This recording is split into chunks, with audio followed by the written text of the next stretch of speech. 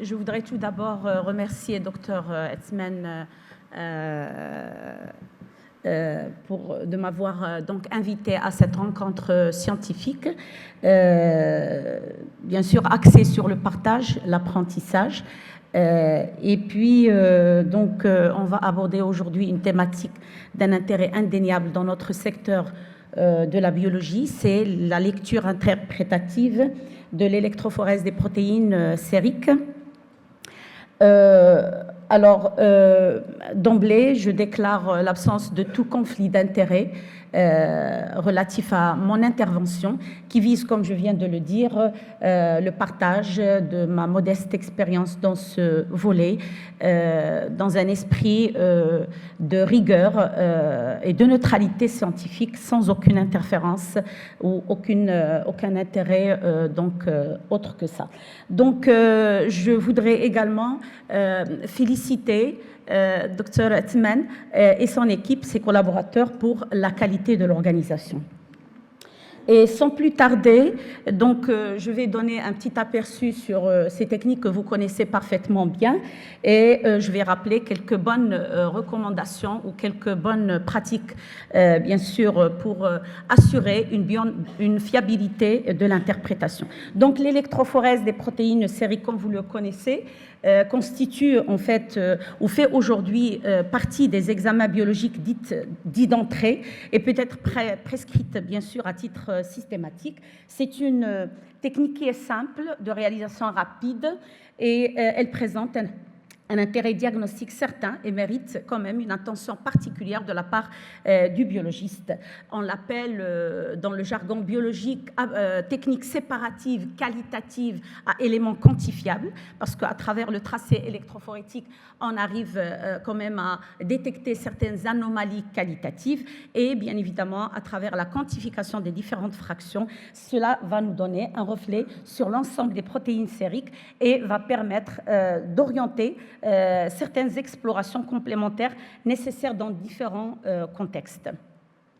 Il faut savoir que deux grands principes sont mis à disposition selon la nature du support, et ça vous le savez pertinemment bien. Il y a l'électrophorèse sur gel d'agarose et il y a l'électrophorèse capillaire qui aujourd'hui constitue une véritable innovation technique largement utilisée au sein des laboratoires de par son automatisation complète, mais aussi de par les meilleures performances analytiques en termes de sensibilité, de précision et d'exactitude, et également son pouvoir résolutif qui permet de détecter une variété importante de situations pathologiques, mais également permet aussi de présenter certaines interférences que nous allons voir durant cette intervention. Mon intervention vise, comme je l'ai dit tout à l'heure, bien sûr un partage d'expérience et surtout a pour objectif de vous permettre d'utiliser ce test comme un véritable outil de diagnostic. Et à la fin de la session, j'aimerais bien que vous serez amenés ou vous saurez donc en fait identifier surtout les interférences et les facteurs confondants qu'il va falloir éviter pour une meilleure prise en charge du patient et faire usage et de manière pertinente d'autres explorations, notamment biologiques, pour un résultat de qualité. Alors, on revient rapidement sur le principe, c'est important. Alors, le principe, comme toute électrophotechnique ou électrophorétique, c'est la séparation des protéines sériques en fractions de mobilité différentes avec obtention de leur pourcentage relatif. Et bien sûr, ce principe est fondé sur le déplacement de ces protéines en fonction de leur mobilité propre, elle-même dépendante de la taille, de la charge, de la viscosité du milieu. Un autre paramètre, c'est le flux d'électro-osmose qui est mis en relief et en exergue surtout comme principe de l'électrophorèse capillaire en plus du flux électrophorétique et le courant d'évaporation. Et à l'issue, bien évidemment, on va obtenir un protéinogramme qui constitue le profil des protéines sériques et qui matérialise sous forme de pics les différentes fractions séparées.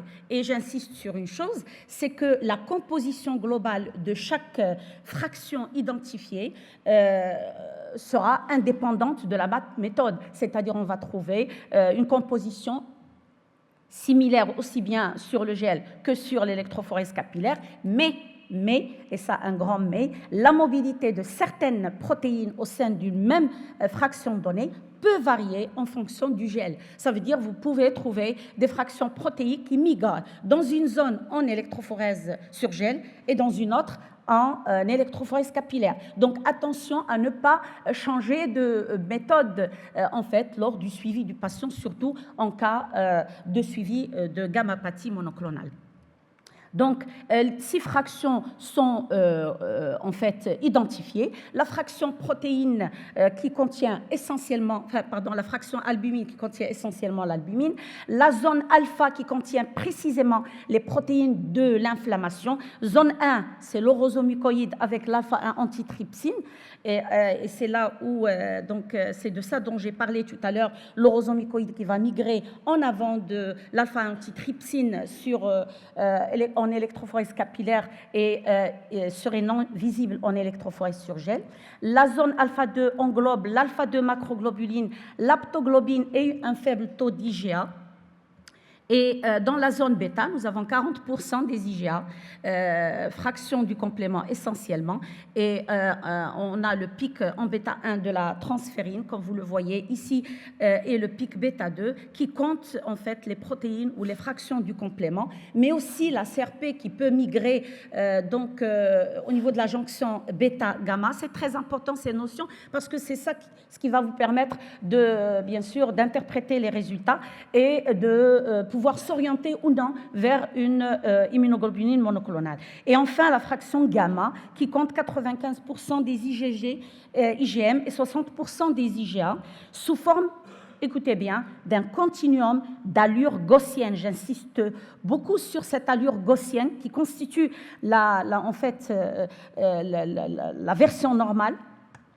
Et la CRP, comme je l'ai dit, peut migrer en gamma rapide.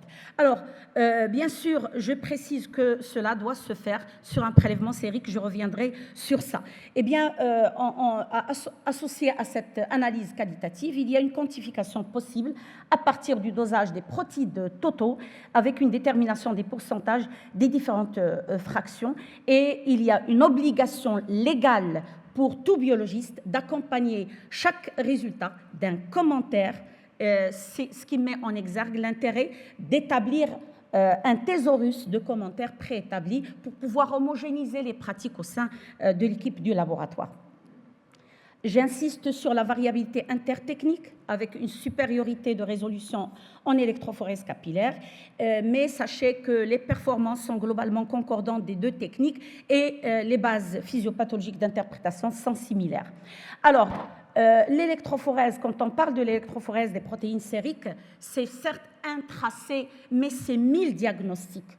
Et donc, l'électrophorèse permet de refléter des variations tant qualitatives que quantitatives qui vont traduire des états physiopathologiques divers et variés, mais aussi peuvent être en rapport avec des interférences analytiques ou des facteurs confondants que nous allons tous, bien sûr, examiner tout au long de ce propos. Et cela requiert, bien évidemment, une attention particulière et une lecture experte du biologiste. Nous allons voir ça à travers les cas cliniques.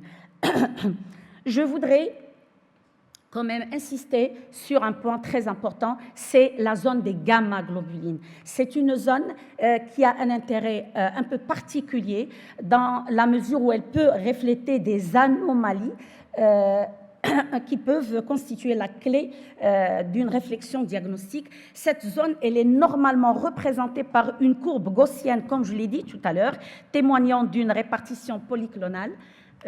Merci beaucoup.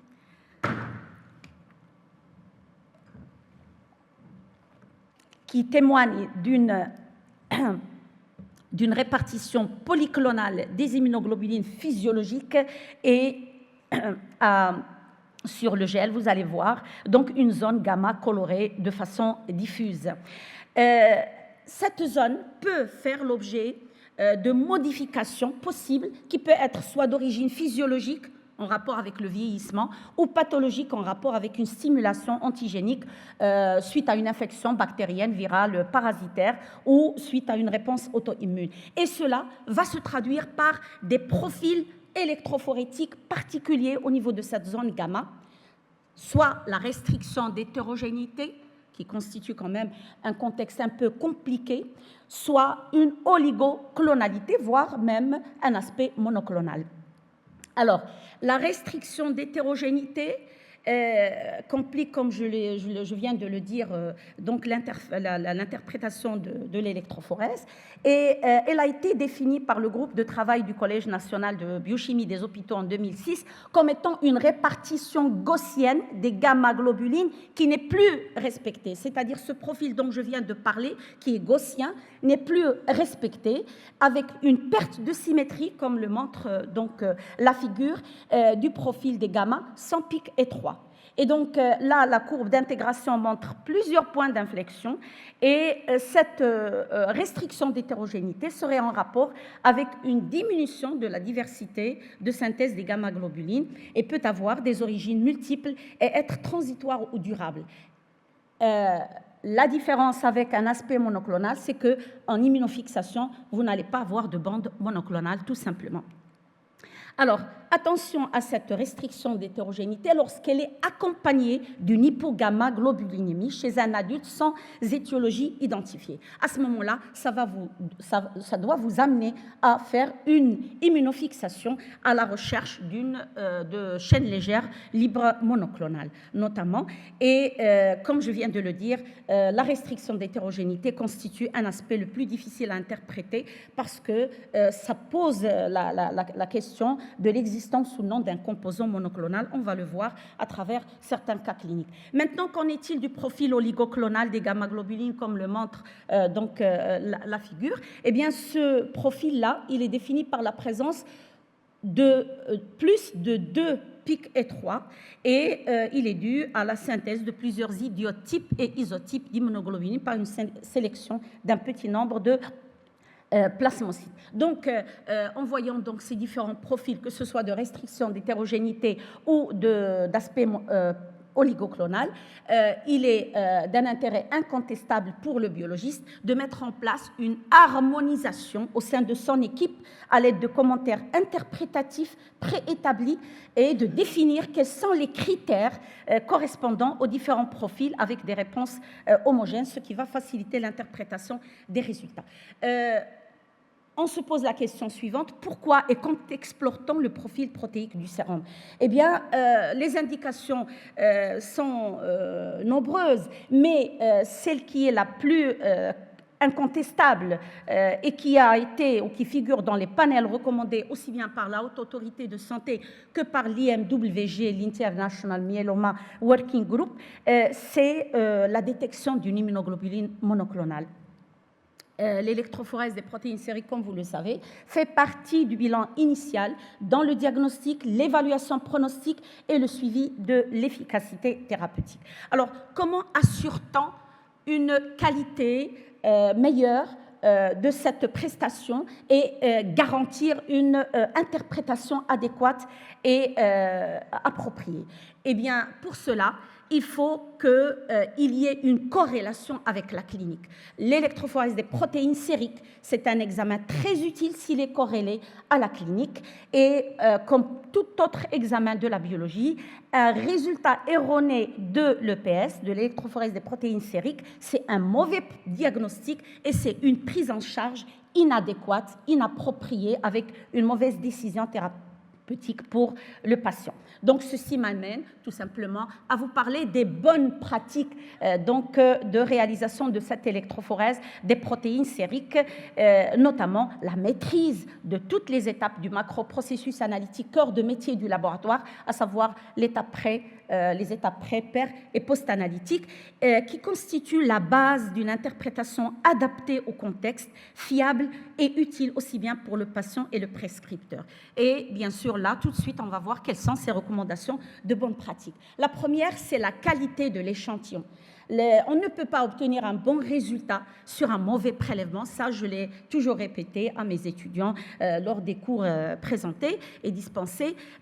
L'électrophorèse des protéines sériques exige un échantillon de sang veineux recueilli sur tube sec. Donc, on travaille strictement sur du sérum. Pourquoi? Parce que le plasma, bien sûr, interfère et peut simuler la présence d'un composant monoclonal et emmener des explorations complémentaires inutiles. Alors, cette situation peut se voir soit quand le prélèvement est fait sur un anticoagulant, sur un tube contenant un anticoagulant, donc vous allez travailler sur du plasma, ou bien lorsque le sérum est mal défibriné, ou lorsque le patient est sous traitement anticoagulant. Donc là, ça se voit, l'interférence du fibrinogène. En immunofixation, vous n'allez rien trouver. Ce n'est pas un composant monoclonal. Donc, dans ce contexte-là, l'échantillon serait impropre pour la réalisation d'une électrophorèse fiable et le prélèvement non conforme sera rejeté et l'analyse doit être différée. Mais attention, fibrinogène, on ne peut pas conclure tout le temps fibrinogène. Attention, le dédoublement et la déformation en bêta-2 peut refléter la présence vraie d'un composant monoclonal. Donc, ne pas passer à côté d'un composant monoclonal en pensant qu'il s'agit du fibrinogène et toujours, comme je l'ai dit, corréler l'analyse au contexte clinique du patient. Deuxième point, toujours dans le cadre de la qualité de l'échantillon, attention au respect strict des exigences préanalytiques concernant la recherche, la détection de cryoglobuline en fait, dans un contexte de gammapathie monoclonale. Donc, notamment pour les cryoglobulines de type A et 2. Ce sont les deux types qui contiennent une immunoglobuline monoclonale. Il faut respecter les exigences préanalytiques, prélèvement à 37 degrés, décantation à 37 degrés, centrifugation à 37 degrés. Si vous n'avez pas une centrifugeuse thermostatée, ce n'est pas la peine de faire la recherche de cryoglobuline parce que vous risquez de ne rien trouver. Et autre chose, la couleur du sérum.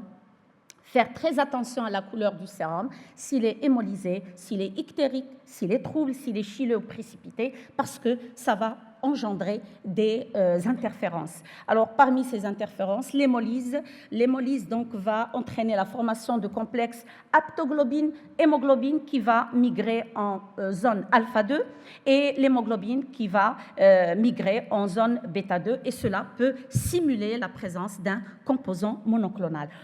Autre chose qui relève des bonnes pratiques, c'est les informations à prendre en compte pour une interprétation fiable, notamment l'âge du patient et les antériorités, les renseignements cliniques, c'est très important s'il présente un syndrome infectieux en rapport avec une répression de synthèse des immunoglobulines polyclonales, s'il présente des douleurs osseuses, insomniantes, rebelles au traitement antalgique, s'il présente des adénopathies ou syndrome tumoral, tout ça, donc c'est important comme renseignement clinique.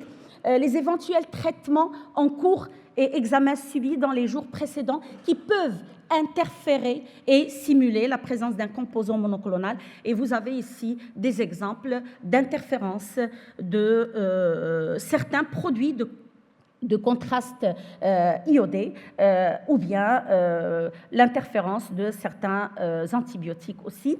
Pourquoi? Parce que ce sont des molécules qui vont absorber à 200 nanomètres, tout comme les protéines. À ce moment-là, il va falloir refaire l'analyse sur électrophorèse de gel parce que là, vous n'allez pas trouver l'interférence, alors que l'interférence est observée en électrophorèse capillaire en raison de sa haute résolution. Et vous pouvez quand même, en cas de doute, faire une immunofixation et dans ce cas-là, il n'y aura pas de composant monoclonal. Et puis, recommander la réalisation de l'électrophorèse à distance des traitements et examens d'exploration. L'interférence du 5-fluorouracile a également été décrite et aussi l'interférence d'anticorps monoclonaux anti-CD38 qui donc a été en fait mise en exergue aussi bien en électrophorèse capillaire qu'en immunofixation, comme le montrent bien sûr ces figures-là. Et là, le problème, c'est grave parce que si vous trouvez un composant monoclonal, en fait, si vous trouvez ici donc une bande ou un pic d'allure monoclonale et que le patient est déjà suivi donc pour traitement pour myélome, eh bien là, ça va entraver l'évaluation correcte de la protéine maligne en pensant que la protéine elle est toujours présente, donc le patient, alors que le patient est en réponse complète. Donc cette protéine dite monoclonale thérapeutique, elle est due tout simplement à cet anticorps monoclonal, donc elle est d'origine iatrogène. Il faut faire très attention à cela. Et ces anticorps monoclonaux interfèrent également au niveau de l'immunofixation. Donc là, j'attire l'attention de l'ensemble des biologistes pour qu'ils soient, en fait, pour qu'ils suivent la commercialisation des nouveaux traitements par les anticorps monoclonaux qui peuvent avoir une incidence sur le tracé électrophorétique comme cela a été présenté. Et bien sûr, lors du suivi après un traitement par ces anticorps, la disparition de cette protéine dite M thérapeutique ne se fera que dans un délai de 3 à 6 mois selon la demi-vie du médicament. Il y a aussi l'interférence de la 5-fluorocytosine qui est utilisée en association avec l'amphotéricine B pour la prise en charge des infections coxiques sévères et qui présente également un maximum d'absorption à 200 nanomètres, ce qui explique son interférence en électrophorèse capillaire, interférence qu'on peut exclure en réalisant l'immunofixation à la recherche du composant monoclonal. Il faut aussi prendre en considération le taux des protéines totales, l'analyse simultanée du tracé électrophorétique et des résultats chiffrés en grammes et en pourcentage. D'autres informations sont très importantes à prendre en compte, c'est quelles sont les situations qui amènent à suspecter une anomalie monoclonale à l'électrophorèse des protéines sériques et vous amènent à faire un immunotypage. C'est la présence d'un pic ou d'une déformation en gamma, très important, il faut bien analyser l'aspect donc de cette zone gamma dont on a parlé. C'est lorsque aussi, quand vous avez un pic en bêta 2 qui est supérieur au bêta 1, hors contexte inflammatoire ou atteinte hépatique, faire très attention et bien sûr demander les renseignements cliniques pour pouvoir faire des explorations complémentaires dans ce sens.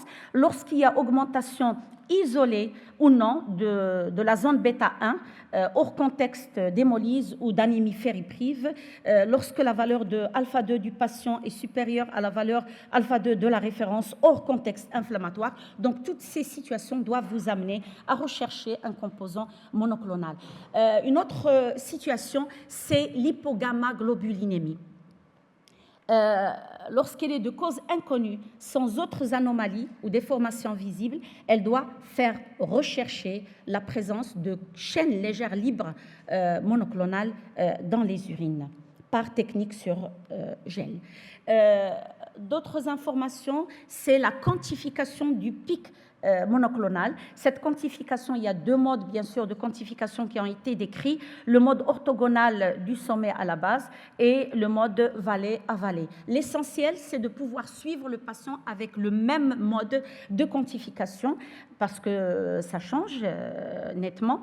Et puis, comme vous le savez pertinemment bien, cette quantification est requise d'abord pour classer l'anomalie monoclonale en GUS, en smoldering ou en hémopathie maligne, pour la surveillance de la maladie, pour l'évaluation de la réponse au traitement.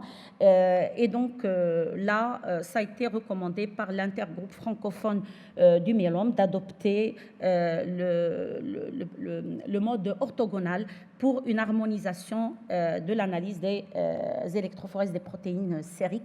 Et cette évaluation également vous permet de chiffrer en fait le pourcentage de modification ou d'évolution de ce composant monoclonal dans le temps.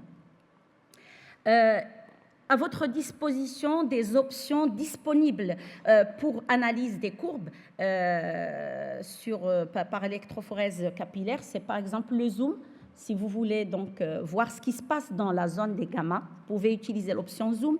Vous pouvez aussi superposer les courbes quand vous avez des pics surnuméraires pour bien séparer et individualiser les fractions. Et vous pouvez aussi utiliser le lissage zéro qui est plus sensible aux ébauches de pics et surtout dans le contexte de restriction hydrique.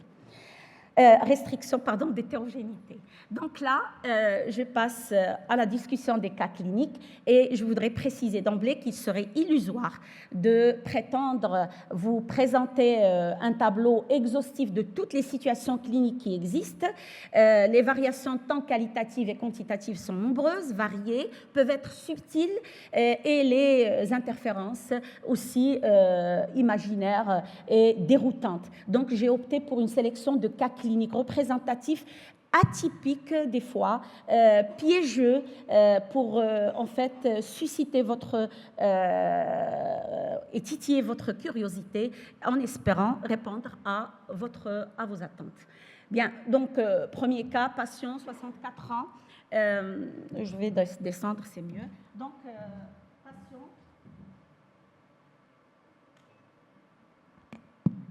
Âgé de 64 ans, sans antécédent médical particulier, ne prend aucun traitement.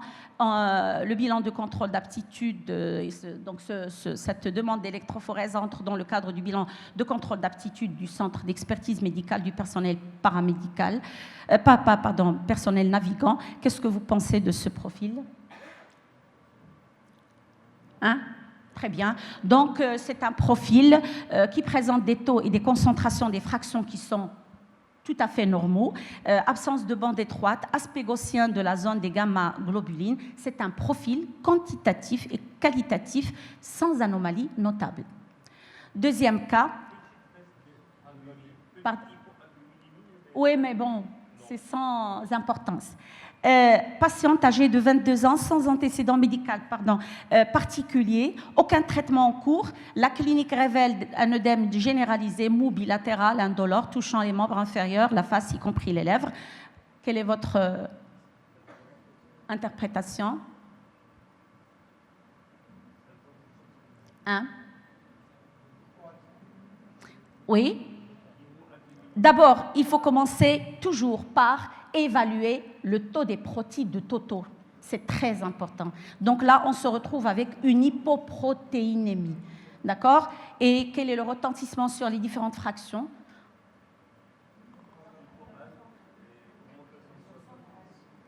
Donc voilà, c'est un profil en faveur d'un syndrome néphrotique dont la définition est biologique. Donc, nous avons un taux de protides inférieur à 60 grammes par litre, une hypoalbuminémie importante inférieure à 30 grammes par litre, alpha-2 macroglobuline augmentée, parce que ce sont des marqueurs, l'alpha-2 macroglobuline, c'est un marqueur glomérulaire, donc il va augmenter en cas d'atteinte glomérulaire, et une hypogamma-globulinémie. Donc, nous avons, à côté de cette anomalie quantitative, on observe quoi? Une anomalie qualitative attestée par le dédoublement de l'albumine. Donc, on parle d'un aspect bifide de l'albumine. Alors donc, association d'une anomalie à la fois quantitative et qualitative du tracé électrophorétique, compatible avec un syndrome néphrotique. Qu'est-ce qu'il faut faire? Ou qu'est-ce que vous pouvez rajouter comme examen biologique pour étayer cette idée, ce diagnostic? Eh bien, la protéinurie de 24 heures, qui, bien évidemment, était massive, était importante ici. Donc ça, c'est juste pour expliquer la définition du syndrome néphrotique que vous connaissez parfaitement bien. Donc, la protéinurie était de 4,5 grammes par 24 heures. Donc, rapidement, vous savez que la bisalbuminémie ou le dédoublement ou l'épaulement en albumine, c'est une anomalie qualitative sans conséquence, généralement sans conséquence pathologique. La migration, elle peut être plus anodique ou plus cathodique par rapport à l'albumine. Et l'albumine modifiée peut être soit en quantité égale ou en proportion différente de l'albumine normale. Donc, les causes possibles, elles peuvent être soit héréditaires, et donc là, elle est définie par la coexistence de deux types d'albumine de mobilité différentes. Elle est générée par une mutation monofactorielle autosomale dominante, et vous pouvez donc la confirmer sa présence par une enquête familiale. C'est-à-dire vous allez chercher le variant de l'albumine chez les enfants ou dans la famille. Les autres, causes ce sont les causes en rapport avec une anomalie transitoire. Et là, on parle d'une pseudo-albumine. Ça peut être en rapport avec une fistulisation du kyste pancréatique, des lipoprotéines en concentration élevée, des pigments biliaires en concentration élevée, prise de certains antibiotiques. Des fois, il y a des cas qui ont été publiés et qui ont montré une pseudo-albumine en rapport avec des taux d'alpha-phytoprotéines élevés dans le cadre d'un CHC. L'immunoglobine monoclonale peut également se lier à l'albumine. Les produits de contraste pour radiographie peuvent également entraîner une pseudo-albumine. Le vieillissement du capillaire, lorsque cela est récurrent. Donc, attention à cette curiosité, on va dire, biochimique. Alors, chez notre patient, ou patiente plutôt, nous avons une hyperlipémie, d'accord? Une hyperlipémie, le bilan hépatique était sans anomalie et la lipasémie était sans anomalie. Donc, cette bisalbuminémie était en rapport avec la présence et l'interférence des lipoprotéines à ce niveau-là. Et donc, pour pouvoir conforter cette idée, qu'est-ce qu'il faut faire? Oui, si vous voulez, mais si la dyslipidémie... Donc, vous pouvez juste refaire le test sur gel d'agarose. Et là, comme je l'ai dit tout à l'heure, les lipoprotéines auront une mobilité différente. Ils vont migrer dans la zone des bêta-1. Voilà. Donc, voici la migration. Donc là, le problème, enfin, la bisalbuminémie a disparu sur le gel et on va retrouver l'interférence au niveau de la zone des bêta-1. Donc, ces interférences, en fait, au niveau de l'albumine, peuvent être occasionnées par des substances endogènes telles que la bilirubine, les acides biliaires, les lipides, etc., ou exogènes tels que des xénobiotiques, etc. Et donc, certains auteurs suggèrent de traiter l'échantillon, surtout quand il s'agit d'interférences endogènes, par l'hypoclire pour lever l'aspect bifide acquis de l'albumine. Qu'est-ce que vous voyez ici ? On parle d'un aspect polyphide. Polyphide, ça veut dire avec plusieurs, donc en fait, pics quoi, au niveau de l'albumine. Et cet aspect est retrouvé en cas d'hyperlipémie. Là aussi, c'est un cas clinique. L'hyperlipémie qu'on peut retrouver dans le cadre d'une pancréatite aiguë, dans le cadre d'un syndrome néphrotique, cholestase ou bien dyslipidémie familiale. Donc, c'est pour cela qu'on insiste toujours sur la vérification de la couleur du sérum et bien évidemment complété par les dosages qu'il faut, dosage de bilirubine, de triglycérides ou autres. La petite fille née à terme avec un poids de naissance de 2,9 kg présente au deuxième jour de vie une cholestase ictérique. Voici les résultats de l'EPS. Qu'est-ce qu'on constate ici? Alpha-1 antitrypsine. Donc, il y a une nette diminution, effondrement de l'alpha-1 antitrypsine qui migre ici dans la zone des alpha-1 globulines. Et donc là, il s'agit d'un déficit en alpha-1 antitrypsine. Donc cette petite fille qui présente bien sûr une symptomatologie qui va de pair avec ce déficit-là.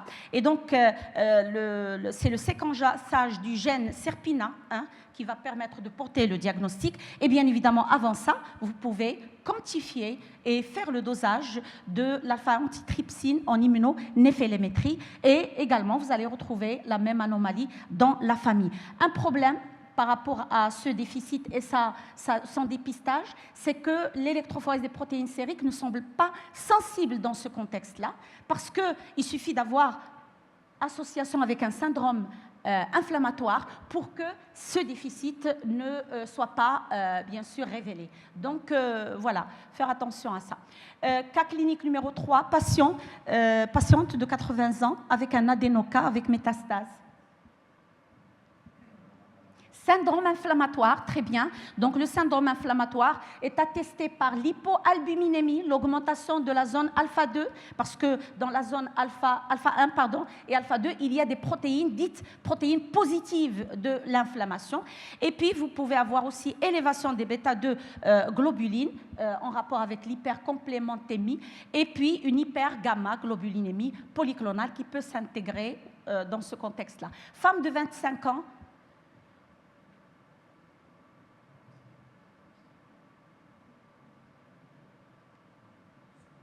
alors, chez cette femme-là, on observe une augmentation de la zone alpha-2. Quels sont, parmi ces tests-là, le paramètre qu'on peut doser? Une diminution de la zone alpha-2. L'aptoglobine, bien sûr, un effondrement de l'aptoglobine qu'on peut retrouver dans un contexte d'hémolyse. Exact. Donc, l'aptoglobine, c'est le premier paramètre auquel on peut penser. Elle est effondrée. Et vous pouvez rajouter comme commentaire diminution des alpha-2 globulines en relation avec l'effondrement de l'aptoglobine à confronter au contexte clinique. Et bien, toujours la confrontation au contexte clinique est importante. Homme, 69 ans, EPS, interprétez le résultat. Et en fonction de l'anomalie révélée, quel examen biologique proposez-vous en première intention? Très bien. Donc, vous avez ici une augmentation modérée des bêta-1, d'accord, globulines, et dans la fraction des bêta-1, c'est pour cela que j'ai rappelé un petit peu la migration, dans la fraction des bêta-1, on trouve la transférine. Donc, ça cadre avec une carence martiale ou bien une imprégnation œstrogénique, ici peu probable, il s'agit d'un homme. Qu'est-ce qu'il faut faire pour corroborer cette idée? Doser la ferritine, bien sûr faire une NFS, donc, et puis doser la CRP pour attester de cette anémie microcytaire et ajouter sur le commentaire élévation de la fraction bêta-1 globuline en relation probablement avec une carence martiale par élévation de la transférine. Femme, 80 ans, polyarthralgie inflammatoire, voilà. Dédoublement, donc vous avez dédoublement et augmentation importante. Retenez bien ce que j'ai, ou rappelez-vous de ce que j'ai dit tout à l'heure.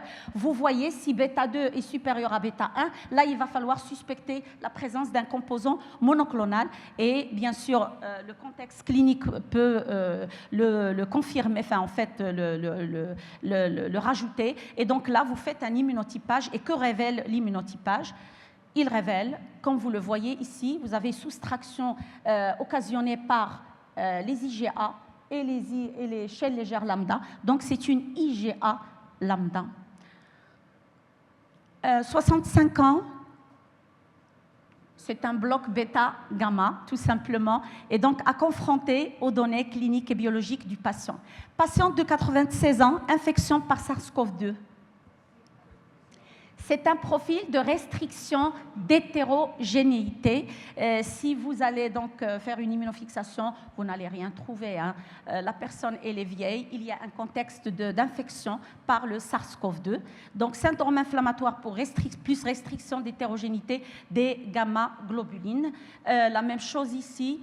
Donc là, par contre, là, vous avez un profil oligoclonal. Donc, vous voyez la différence. Donc, la différence, elle est nette. Profil oligoclonal en rapport aussi avec une infection par SARS-CoV-2. Patiente de 73 ans, restriction d'hétérogénéité toujours, mais dans un contexte de vieillissement. Donc, voilà, aspect de restriction d'hétérogénéité, bien sûr, parce qu'avec l'âge, il y a une diminution de la diversité du système. Attention, cet aspect de restriction d'hétérogénéité, si la personne est vieille, ça ne demande pas de suivi, mais le suivi s'impose quand il s'agit d'une personne jeune. Alors, de quoi s'agit-il ici? Est-ce une interférence? Est-ce un profil oligoclonal? Est-ce une immunoglobuline monoclonale?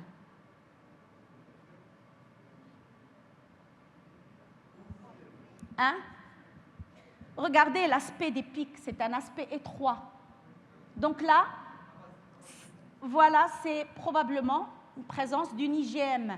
Et donc là, il va falloir...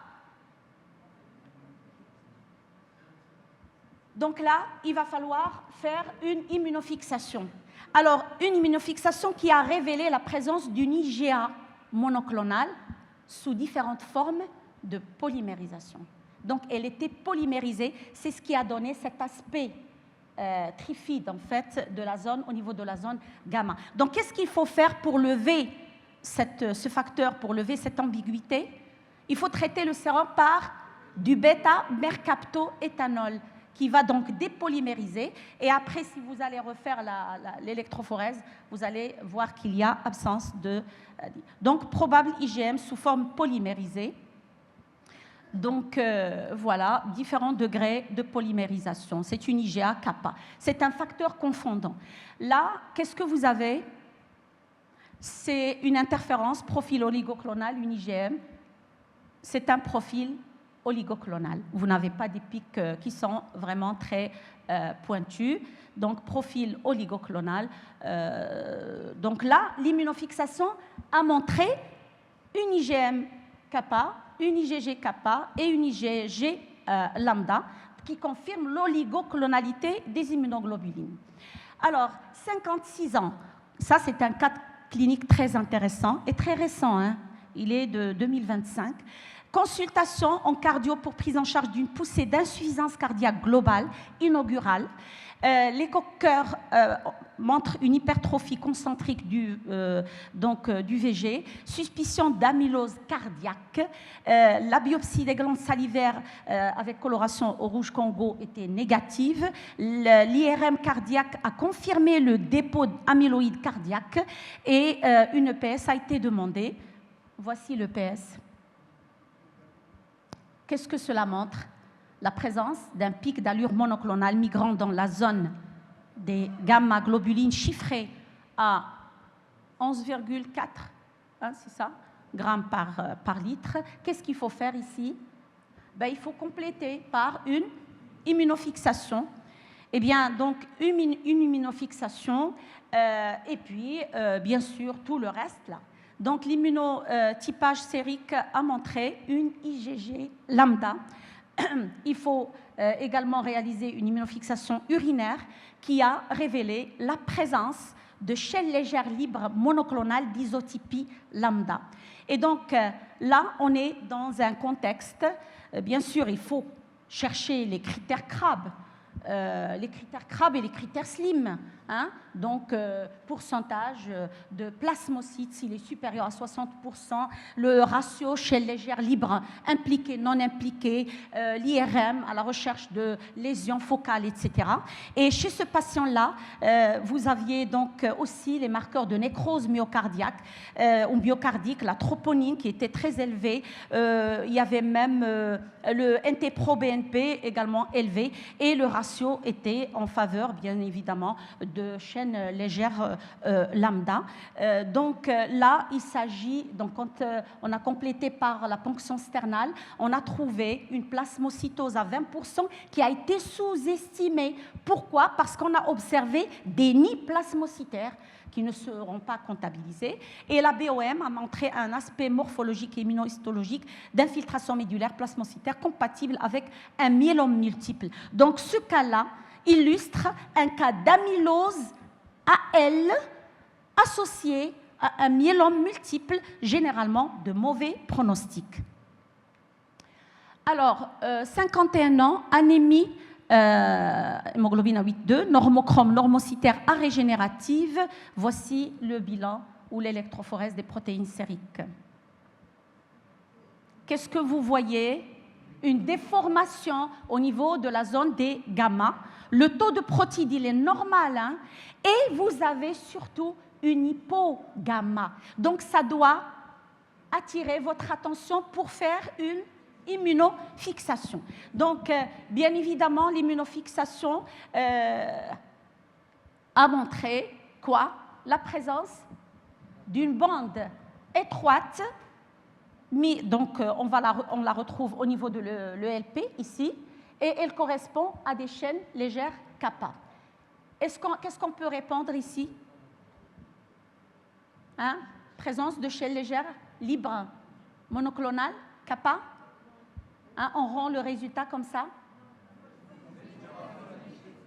Attention, ici, avec l'immunofixation, on n'a utilisé que les immuns sérums anti-G, anti-A, anti-mu. On n'a pas utilisé ni delta ni epsilon. Donc, il va falloir refaire une deuxième immunofixation en posant les immuns sérums DE et les immuns sérums anti-chaîne légère libre kappa. Et donc, voilà, c'est quand même un facteur confondant. Et là, chez ce patient-là, c'était des chaînes légères lambda monoclonales de type kappa. Bon, j'avais aussi un cas clinique de myélome multiple à IgD, mais vu le temps qui m'est imparti, je l'ai enlevé. Donc là, qu'est-ce que vous avez?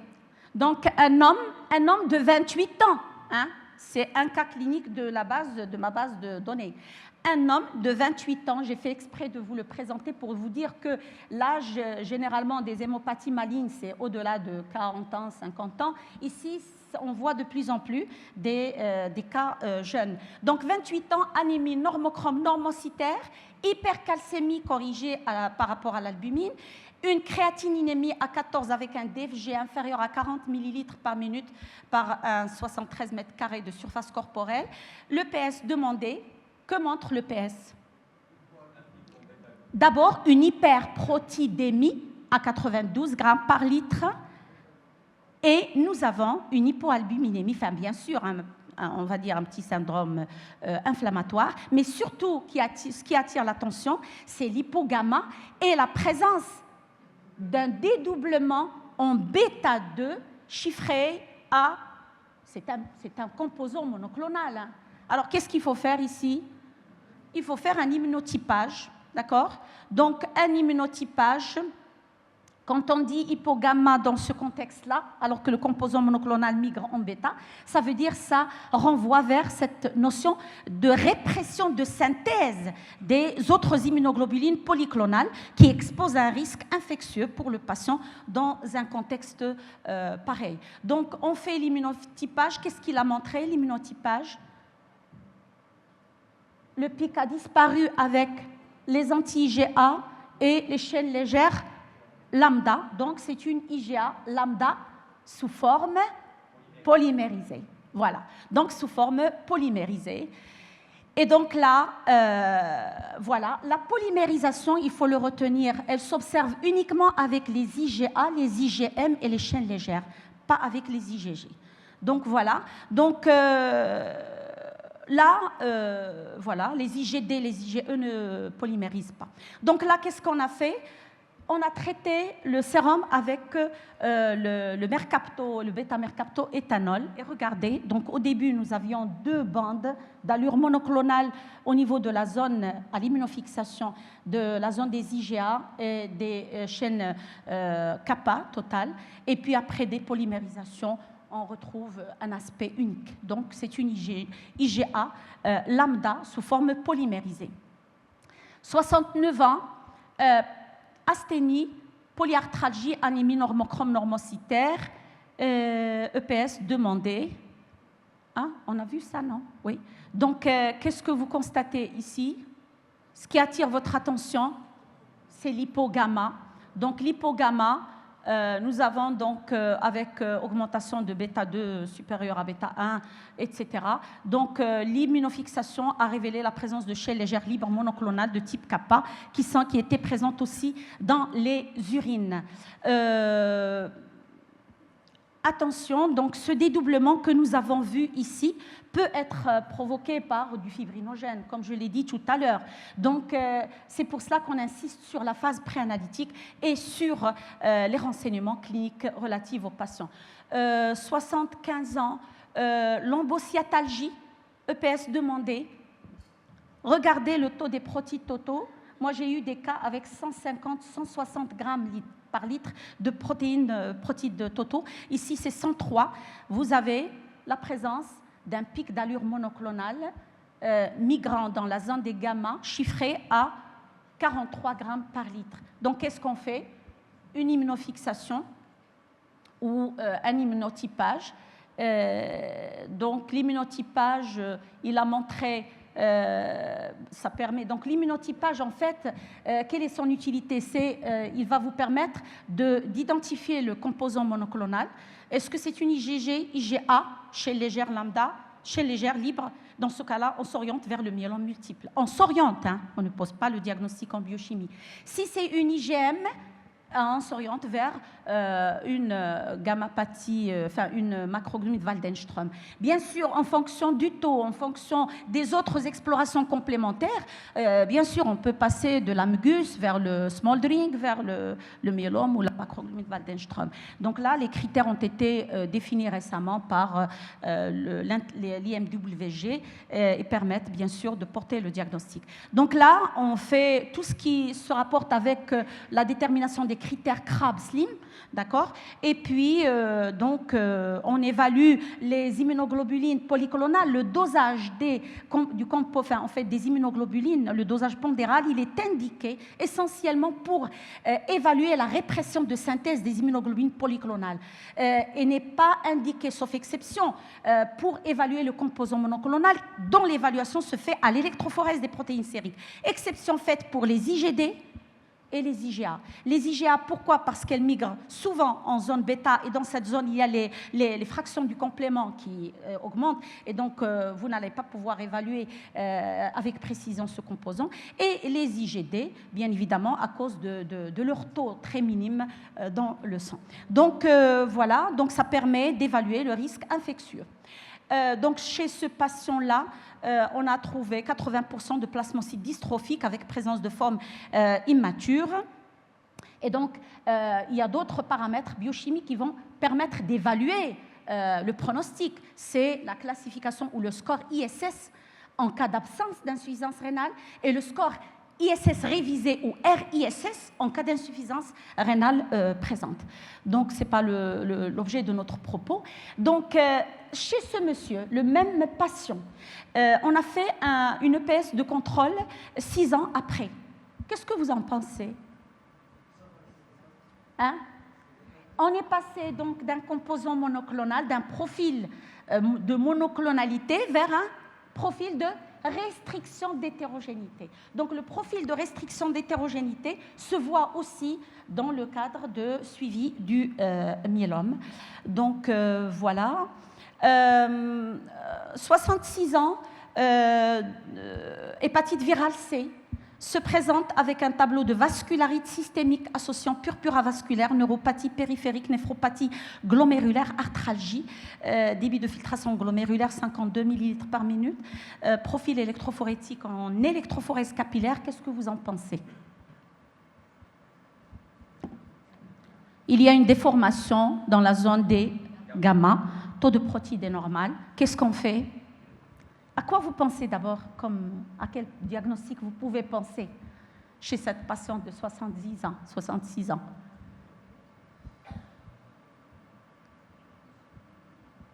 Un composant monoclonal à activité cryoglobulinémique.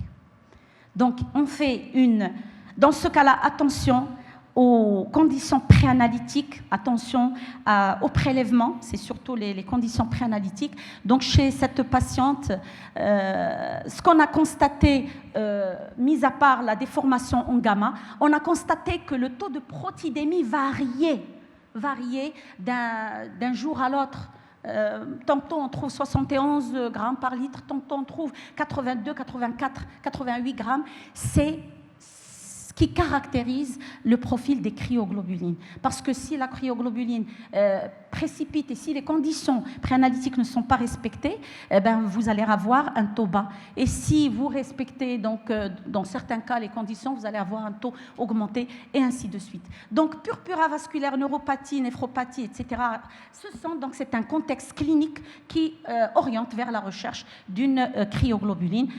Et là, donc, on voit à l'immunofixation la présence d'une IgM monoclonale kappa sous forme polymérisée sur un fond polyclonal. Et là, on a fait, bien sûr, la détection. Là, ce qui est spectaculaire, c'est que vous risquez d'avoir un profil comme ça, Hein. Quand vous avez un profil comme ça, pensez au dépôt. Donc, toutes les pistes sont colorées. Donc, vous suspectez soit une protéine qui est polymérisée, qui polymérise et qui va donc rester emprisonnée dans le gel, ou bien une cryoglobuline qui précipite. Donc là, on a fait la recherche de la cryoglobuline. J'avoue que bon, c'est pas facile, hein, la recherche et le dépistage. Il faut avoir d'abord les moyens pour le faire au sein du laboratoire. Et vous allez donc typer la cryoglobuline. Ici, c'est une IgM kappa sur un fond polyclonal. Il s'agit de quel type de cryoglobuline? 2A. Quand vous avez une IgM monoclonale seule à activité cryoglobulinique, c'est le type 1. Si c'est une IgM monoclonale associée à une IgG souvent polyclonale, c'est le type 2, et donc, etc. Donc, oui, on va essayer d'accélérer rapidement. Donc, ça, c'est une macroglobine de Waldenström. Je passe. Alors, là, rapidement. Là aussi, c'est une déformation hein, au niveau de la zone des gamma. Attention, la zone des gamma, comme je l'ai dit tout à l'heure, est une zone très importante qui doit attirer votre attention. Donc là, c'est une interférence de la CRP.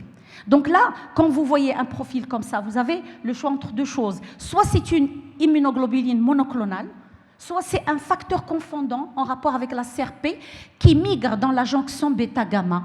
Hein, en électrophorèse capillaire. Donc là, la CRP, pour qu'elle puisse interférer, il faut qu'elle soit à un taux supérieur à 100 mg par litre dans un contexte d'hypogamma, dans un contexte d'hypergamma, supérieur à 200 dans un contexte de normogamma et supérieur à 300 dans un contexte d'hypogamma. Donc, pour qu'elle puisse donner un aspect comme ça. Donc, attention à ce facteur confondant.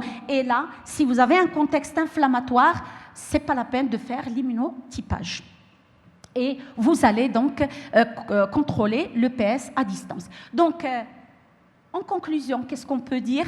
Eh bien, l'électrophorèse des protéines sériques est un examen biologique simple, rapide et riche d'enseignements lorsqu'il est prescrit à bon escient et accompagné par des commentaires du biologiste. L'interprétation est primordiale et vise à valoriser son résultat et d'en exploiter de manière optimale toutes les informations qualitatives et quantitatives pour rester en conformité avec la nomenclature des actes de biologie médicale et les référentiels qualité opposables au laboratoire de biologie médicale. Une interprétation fiable, rigoureuse, c'est un macro-processus analytique maîtrisé de l'aiguille au diagnostic, avec une phase préanalytique, un bon prélèvement, un sérum stable bien identifié, une phase analytique, migration maîtrisée, matériel validé, contrôle régulier, et post-analytique, lecture experte, standardisation, double regard si besoin, et surtout corrélation clinique indispensable.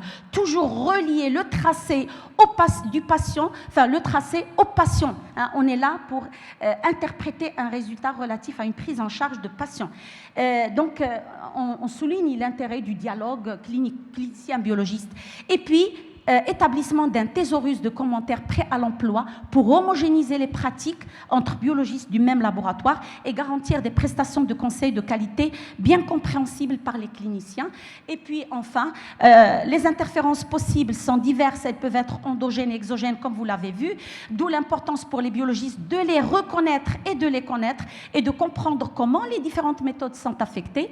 Il existe, comme vous l'avez vu, des solutions pour les contourner, mais lorsqu'elles sont inévitables, il faut signaler leur présence et discuter de leur importance ou de leur impact potentiel sur les résultats du patient. S'il n'est pas possible d'agir sur les interférences, il est en revanche très facile de bien former les préleveurs, de programmer les prélèvements de sang à distance d'une imagerie avec injection d'un produit de contraste ou d'une prise alimentaire. Il devrait également être possible au prescripteur de préciser le traitement en cours suivi par le patient ou au préleveur d'interroger le patient à ce sujet. Et le biologiste doit être au courant des nouvelles méthodes thérapeutiques ou avisé de diagnostic et de leur impact sur l'électrophorèse des protéines sériques. Je vous remercie de votre attention.